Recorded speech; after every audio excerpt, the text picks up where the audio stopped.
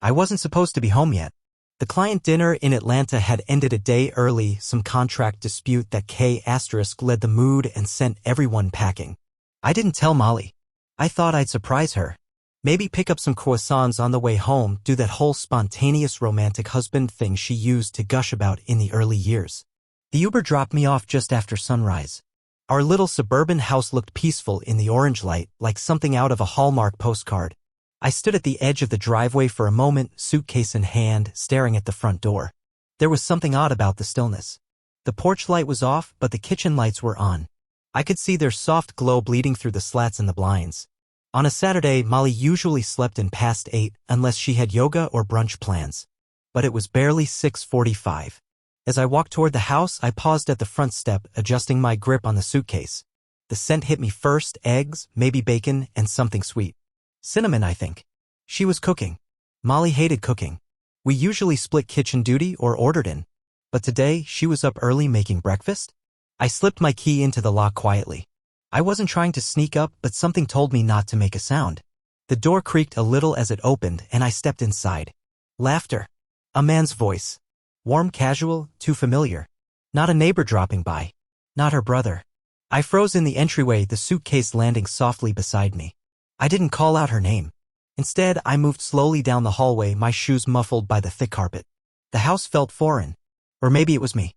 As I reached the kitchen entrance, I stopped just short of crossing the threshold. The sound of forks against plates, the gurgle of coffee pouring, and then, there they were.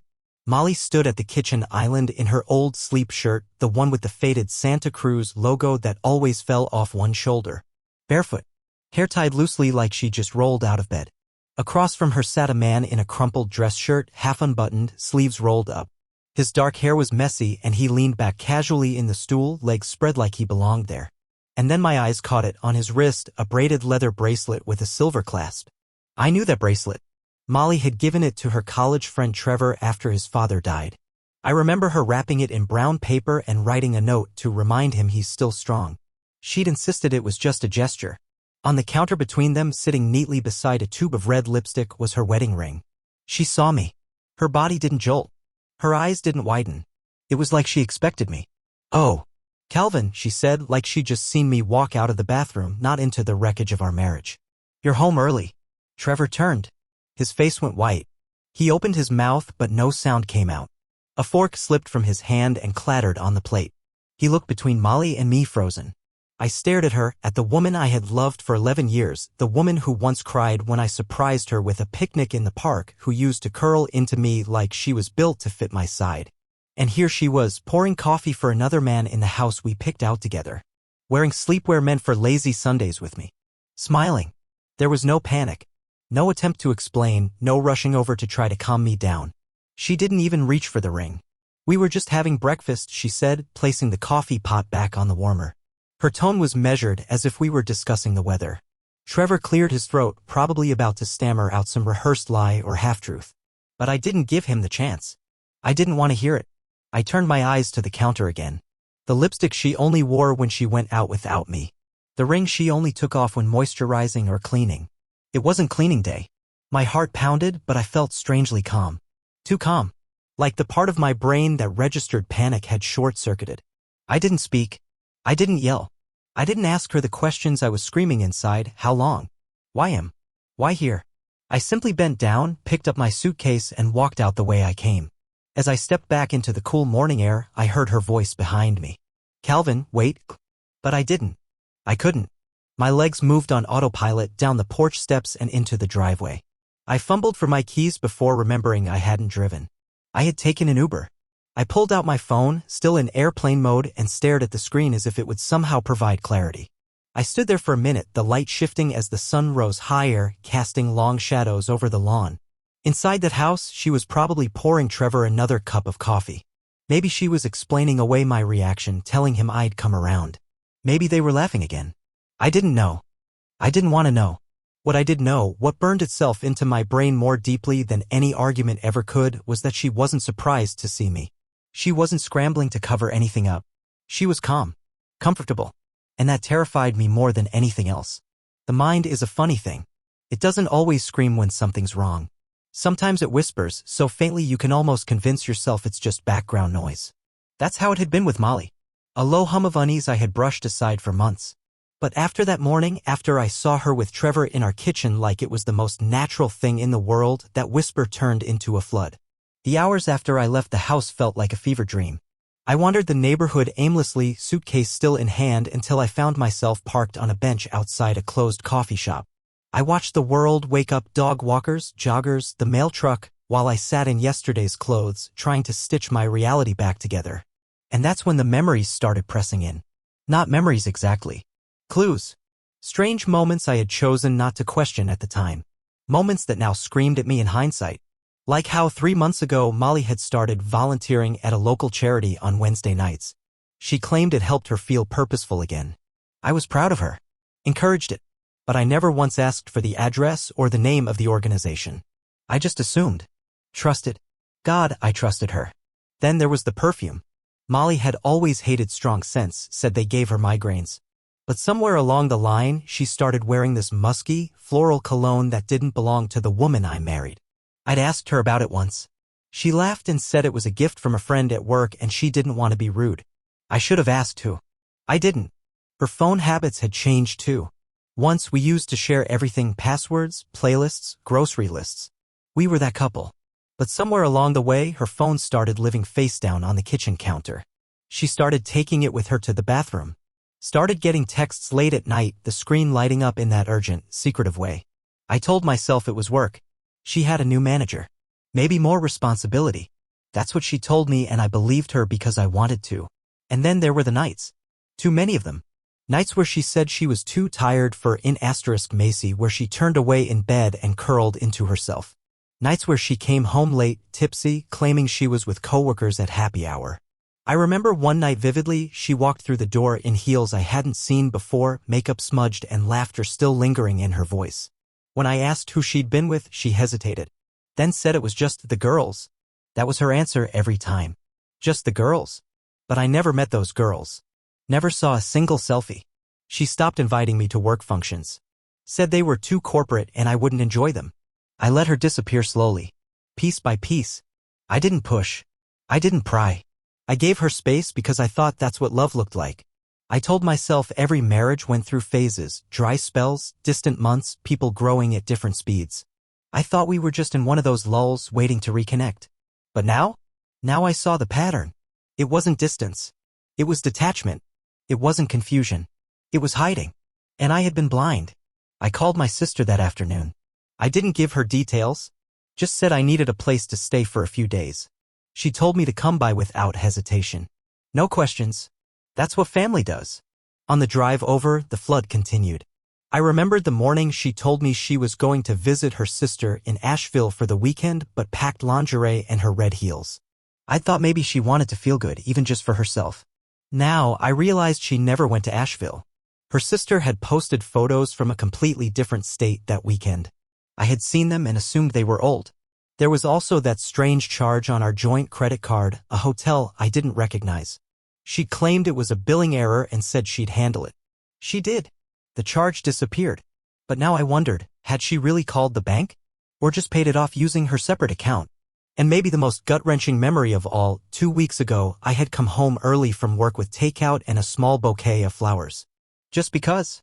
I rang the doorbell as a joke, expecting her to answer in pajamas. But she didn't answer.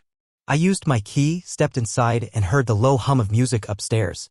I found her in the bathroom, flushed, wrapping herself in a robe. She said she'd just finished a long bath, but her hair was dry. There were 2 wine glasses in the sink. I didn't say anything then. Just smiled and handed her the flowers. How many other moments like that had I ignored? How many gut feelings had I pushed down because I was afraid of the answer? It's wild how betrayal doesn't hit all at once. It unfolds in layers. You peel one back and there's another right behind it. Each one more damning, more clear. And the worst part is, you start questioning not just her, but yourself. Was I inattentive? Did I miss something major? Was there a moment where I could have stopped all this? But no. That line of thinking was a trap. A way to take on blame that didn't belong to me. Because marriage isn't perfect, sure. But I hadn't lied. I hadn't hidden. I hadn't set a second plate at the breakfast table for someone else while my husband was away. I pulled into my sister's driveway just as the sun started to set. She hugged me before I could even say a word. Her house smelled like pasta and safety. I left the suitcase by the door and collapsed onto the couch, exhausted in a way that had nothing to do with sleep. That night, while the house was quiet and I lay in the guest room staring at the ceiling, I realized something chilling. The man I saw that morning wasn't the start of the betrayal. He was the ending. The confirmation. The final act. The real damage had been happening in slow motion for months. Maybe years. And I'd been living inside it, thinking it was just a rough patch. Thinking she was still choosing me. I closed my eyes, finally letting the weight settle. There was no going back. Whatever we were, we weren't anymore. I just hadn't realized it until now.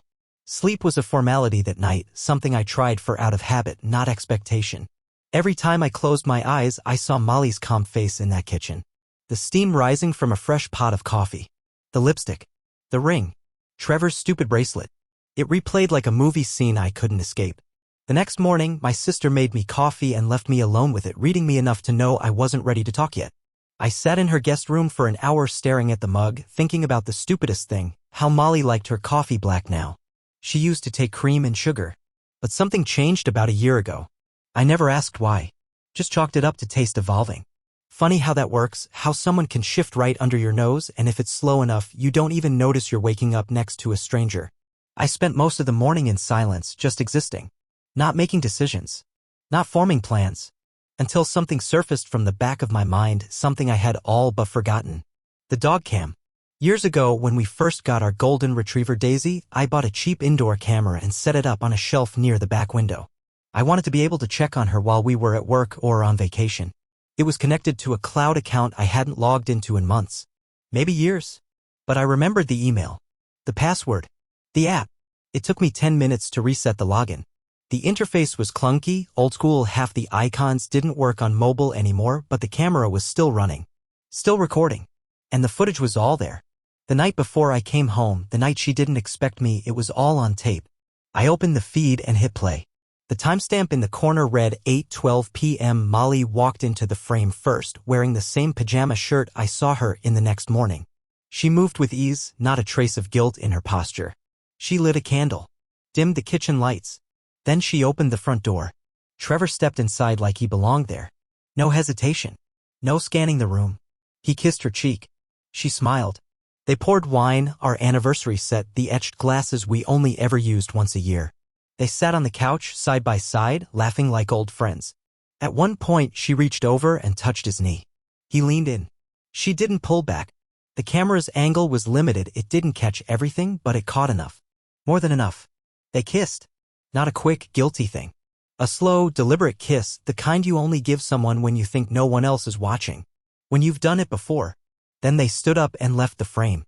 The footage timestamp kept rolling. They were upstairs for an hour and 17 minutes. I sat there, unmoving, until I saw him come back down alone, adjusting his belt, running a hand through his hair. He left at 10:48 p.m. She didn't walk him out. She stayed upstairs. I watched that footage twice. Not because I wanted to, but because my brain refused to believe it the first time. Part of me still wanted to rationalize. Still wanted to tell myself there was an explanation. That maybe they were just drunk. That maybe it didn't go all the way. But that version of me, naive, hopeful, desperate to believe in the woman I married, died in that guest room. It was one thing to suspect. It was another thing entirely to watch it unfold in real time. To see how comfortable they were. How practiced. There was no hesitation in her movements, no flinching when he touched her. Just ease. Routine. I downloaded the footage and copied it twice, once to an encrypted drive and again to a hidden folder on the cloud. Then I took *TS. I wasn't sure what I'd do with them yet, but I needed to have them. Proof. Not for her. For me. For the version of myself that might, someday, try to rewrite history. Try to make excuses for her. I needed this to remind myself that I wasn't crazy. That I didn't imagine the betrayal. I didn't go back to our house that day. I didn't even tell Molly where I was. I let the silence stretch. If she was worried, she didn't show it. No calls. No texts. But later that afternoon, a photo popped up on her Instagram. It was a picture of our dog curled up on the living room rug with a caption that read, "Waiting for Dad." The audacity of it made my stomach twist. I wasn't sure if it was meant for me or to save face for our friends. Maybe both. But it felt like a slap. She wanted the world to think everything was normal. That I was just out of town. that we were still some idyllic little unit. I clicked through her feed, scanning the recent photos with new eyes. Dinner with old friends, a beach selfie she claimed was from a solo trip, wine nights that now looked less like girls' gatherings and more like cover stories. There were clues everywhere. And now I couldn't unsee them. By nightfall, I'd made a decision. I wasn't going to confront her. Not yet. Confrontation gives people power. Gives them a stage. Gives them time to pivot, to cry, to spin their version of events into something softer. I didn't want her explanations. I wanted truth. All of it. And then I wanted distance. So I made a plan. I called an old college buddy who worked in IT and asked for help encrypting a folder. He didn't ask questions, just sent me a tool and instructions. Then I started backing up everything: photos, videos, text records, joint documents, our mortgage statements. I created a new email. A new digital footprint. Slowly, quietly, without setting off any alarms. At night, when my sister was asleep and the house went quiet, I sat up in bed scrolling through old texts between Molly and me. Reading them in reverse, watching the warmth fade message by message. There were jokes once. Inside references. Pet names. Then they dwindled. Became transactional. Cold. Logistics and reminders. By the time I hit recent history, the conversations barely existed. A shopping list here. A calendar sync there. We had become co-tenants in a house of silence. I remembered our honeymoon, how we got lost in Italy and ended up spending a night in a roadside inn with no power. How she laughed under the blankets with a candle between us. I remembered the first time I saw her cry, really cry, when her mother passed away. How she held onto me like I was her anchor. Where had that version of us gone? Had she buried it? Or had I? Or maybe, just maybe, Trevor wasn't the first. Maybe he was just the first one dumb enough to get caught. That thought, that I might not even know the full extent of the betrayal, sliced deeper than the footage. Because it meant I had been living in someone else's story. A story she controlled. A story where I was the supporting character. Not anymore. I turned off the laptop. Shut the lights. Let the darkness take over. But I didn't cry. I didn't rage. I just lay there, eyes open, staring at the ceiling, letting the truth settle into my bones. And it did. Cold. Sharp. Permanent. The old version of me would have demanded answers. Would have burst through the door, footage in hand, demanding she explain every second. That version wanted confrontation. Closure. Justice. But justice doesn't come from yelling. It doesn't come from catching someone in the act. It comes from preparation. From patience. From knowing the truth so thoroughly, so completely, that no one can twist it back on you. And so I stayed quiet. Molly texted me the next morning. Just a casual, "Hey babe, where are you? Everything okay?" As if she hadn't set out 2 glasses of wine for another man the night before. As if her wedding ring wasn't still sitting on the counter where I left it. I didn't reply. I didn't even open it. Instead, I opened a private browser tab and searched for family law attorneys in our county. I found 3. I scheduled consultations with 2, one for that afternoon, one the next day. I used a different email. A burner phone app. I wasn't about to play this out on her terms. That afternoon, I took an Uber to the edge of town, to a small rental agency I'd once used to find short-term stays for out-of-town workers. I paid cash for a 1-bedroom on the 3rd floor of an aging building under the name Calby. Just initials. No questions asked. By the time Molly messaged again, this time saying, getting worried. "Please let me know you're okay." I was unpacking a duffel bag onto a mattress that still smelled faintly of the last tenant's cologne. The blinds rattled when the wind blew. The place was barely livable, but it was mine. Untouched. Clean. No lipstick on the counters here. I made another copy of the footage, stored it on a USB, and locked it in the drawer. I labeled it something innocuous. Tax Records 2021. In case anyone ever got curious. Then I moved to the next step. Trevor. The name made my stomach turn. But I needed to know who I was dealing with. He wasn't just a guy Molly had found on Tinder or met at a bar. He was someone with history. Someone she'd known since college. A friend I had heard about for years. "Oh, he's harmless," she used to say. "Trevor's like a brother to me, right?" A few Google searches and LinkedIn scrolls later, I had his full name, place of employment, and, most interestingly, his wife's name. Sandra. Trevor was married. The rage that flared up in that moment was unlike anything I'd felt before. Not because it made the betrayal worse, though it did, but because it proved something deeper. This wasn't a mistake. This was coordination. A network of lies. A whole double life stitched into the edges of mine. I sat on the edge of the rental bed, phone in hand, wondering how to tell her. How to tell Sandra without it seeming like revenge. Because it wasn't about revenge. It was about truth. About making sure someone else didn't wake up one morning and find their marriage had been edited out of existence. I created a secure Dropbox folder. Uploaded *TS from the camera footage. Still *TS that made things undeniably clear but avoided anything graphic. I attached a timestamp document I'd written detailing what I knew, what I'd seen, and where I got the information. Kept it cold. Clinical. No drama. Then I found her business email. Sandra was a middle school principal in the next district over. I'd seen her tagged in one of Trevor's older Facebook posts. An anniversary dinner photo, captioned to my forever teammate. That post had aged poorly. I wrote her an email. Short. Anonymous. Attached the folder link and the password. Signed it only with, "I thought you deserved the truth. I'm sorry." Then I sent it. After that, I turned off my phone and sat in the dark, listening to the hum of traffic outside the cracked window. It was out of my hands now. Over the next few days, I stayed away from our house. Molly called 3 times, left 2 voicemails. I didn't listen to either. Her text shifted in tone. First concerned, then frustrated, then oddly casual. As if she was trying to bait me back into routine. Should I grab dinner for us tonight? I didn't answer. Instead, I hired a private document retrieval service. I gave them a list: birth certificates, marriage license, joint property agreements, insurance policies, bank statements. Anything I might need to get through a divorce quickly, cleanly. They delivered everything to a P.O. box I set up under my alias. Then came the hotel reservations. While scanning our shared email inbox for tax documents, I stumbled across a confirmation for a boutique hotel downtown. The reservation was under the name M.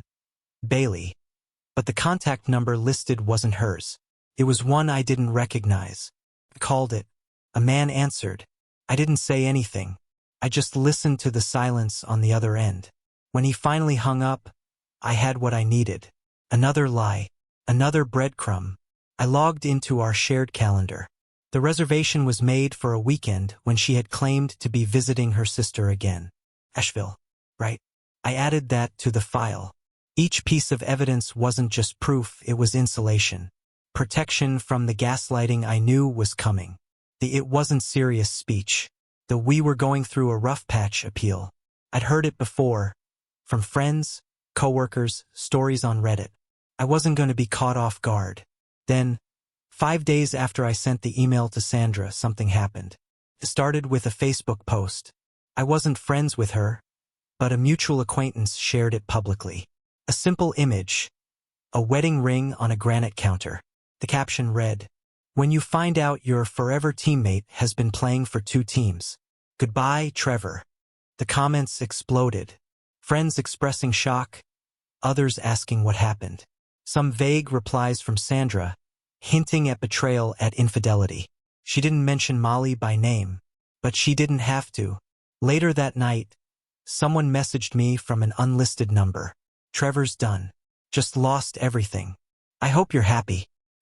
I stared at the screen for a long time. Was I happy? No. But I wasn't broken either. I was ready. I called my attorney the next morning and said 3 words I never thought I'd say. "I'm filing now." You'd think something as big as the end of a marriage would come with sirens, screaming, slammed doors, something loud. But the final unraveling of mine didn't sound like anything. It was quiet. The day I filed, I didn't go to her house. I didn't even drive by. I let the courier handle it: papers, flash drive, the whole evidence packet. It was wrapped in a plain envelope with her name on the front in black ink. My lawyer said it would be better that way. Clean. Direct. No emotion. She was served mid-morning on a Thursday. By the time she opened that envelope, I was already gone. I'd taken the rest of my things from the house early that morning. Only the essentials. Clothes, documents, some photos I wanted to keep. Everything else, our life together, could stay right where she built her lie. When the courier confirmed delivery, I turned my phone off. I didn't want to see the messages. I didn't want to hear the voicemails. And there were a lot of them. I knew because the app showed the numbers piling up even if I didn't listen. I imagined her opening the envelope at the kitchen table, maybe where she used to spread out her planner and drink herbal tea. I imagined her pulling out the flash drive, loading it, watching the clips I had clipped together, her and Trevor laughing, the wine, the kiss, the upstairs vanishing act. I hoped she watched it alone, but she probably didn't. She probably called someone right after. Maybe her sister. Maybe Trevor if he was still picking up. Which brought me to the fallout I hadn't expected. Sandra's post had been just the beginning. Within days, it spread. Somehow word got out, not just in whispers, but in links. Sandra had uploaded parts of the video. Blurred, yes, but clear enough to recognize the setting. My kitchen. Her shirt. His bracelet. She included *TS, timestamped text logs, and a brutal caption, "Married men make terrible secret keepers." And suddenly Molly wasn't just a woman who'd had an affair. She was a name in a scandal. The story hit our local community pages fast, then jumped into wider social circles. People we hadn't talked to in years were sharing it. Her firm caught wind. A boutique marketing agency that prided itself on family-first values. They issued a statement quietly, and a day later she was out. No explanation. No farewell post. Just gone from the company page. I didn't celebrate. I didn't need to. The universe was doing what I couldn't. And she was feeling every inch of it. I stayed in the rental. No TV. Just a laptop and a lot of silence. I went for long walks in the early morning, ducked into diners with dusty booths, and read novels I used to claim I didn't have time for.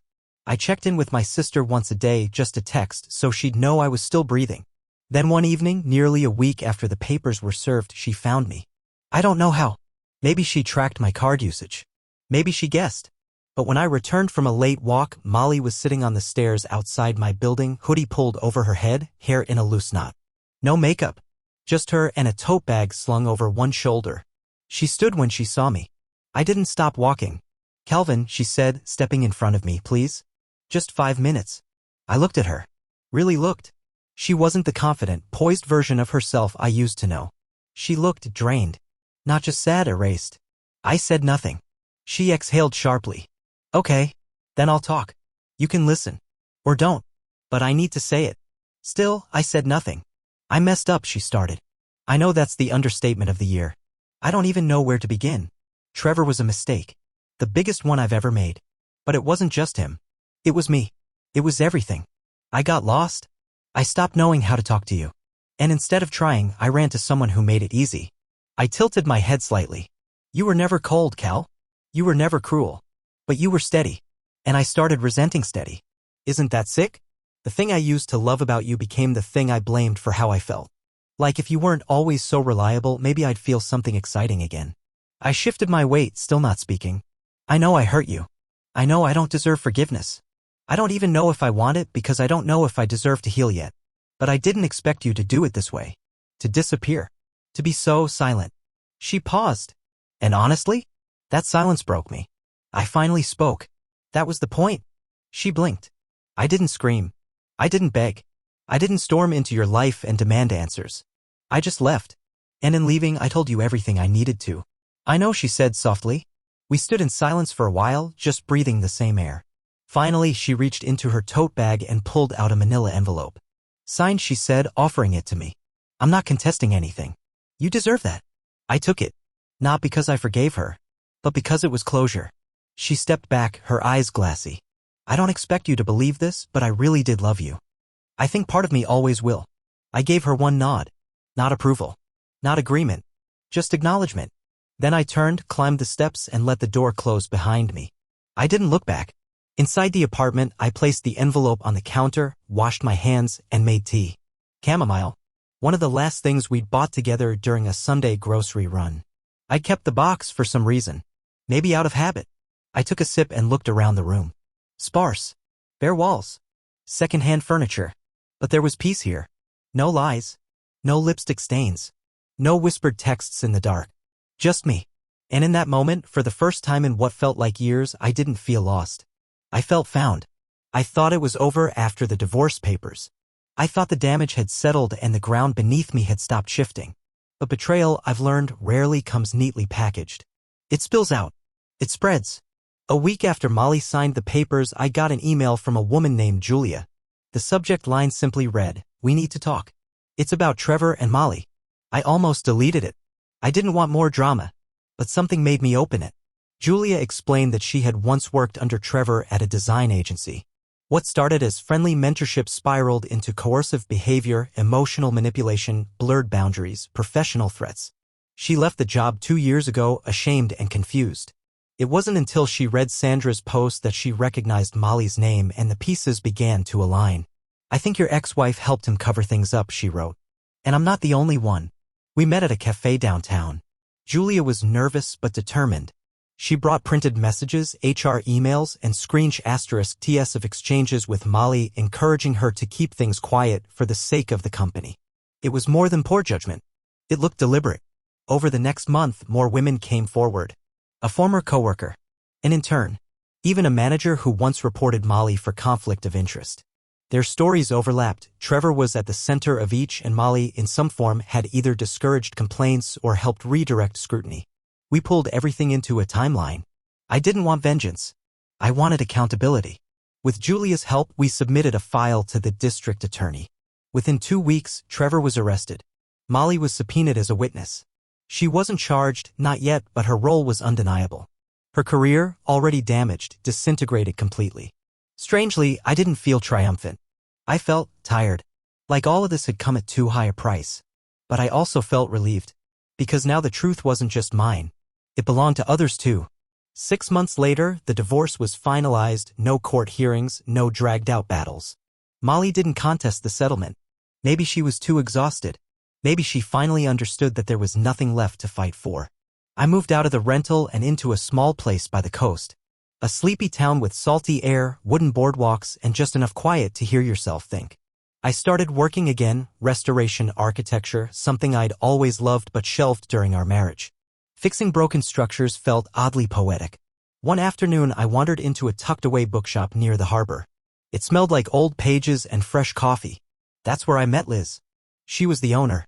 Wore glasses she didn't really need and had a habit of underlining poetry in the margins of used books. We talked about literature first, then architecture, then everything else. She never pushed. Never asked about Molly. She let me exist in the present, not the past. We started meeting for walks. Then dinner. Then nothing at all, just sitting by the beach, saying nothing and feeling everything. For the first time in years, I wasn't bracing for betrayal. I wasn't waiting for the other shoe to drop. I was just living. And that was enough.